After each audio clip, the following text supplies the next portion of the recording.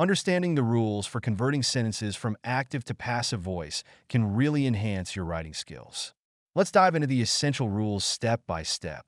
First, we need to identify the components of the active sentence. This means pinpointing the subject, verb, and object, often referred to as SVO.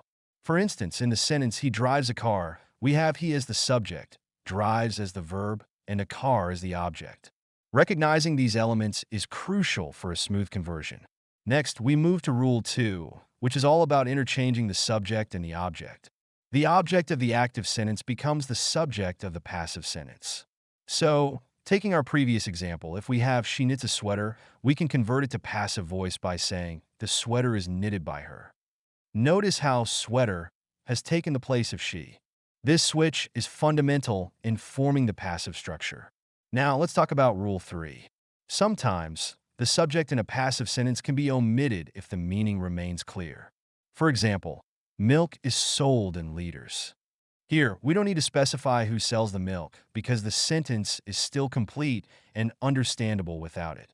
Moving on to Rule 4, we need to change the base verb in the active sentence to its past participle form in the passive voice. This is crucial because passive constructions rely on this transformation. For instance, she prepares dinner becomes the dinner is prepared by her. Similarly, she knows him changes to he is known to her. And if we say, juice fills the jar, it transforms into the jar is filled with juice. The past participle is key here, and it's important to remember that base verbs are not used in passive voice sentences. Now, let's address Rule 5, which involves pronoun changes. When converting from active to passive, the pronouns also shift.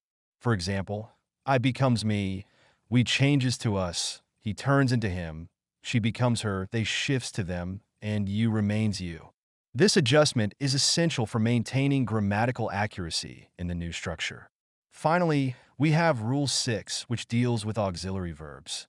The choice of auxiliary verbs like is, am, are, was, and others depends on the tense of the active voice sentence. For example, the letter is written by her, uses is because it's in the present tense, while a book was not bought by her, uses was for the past tense.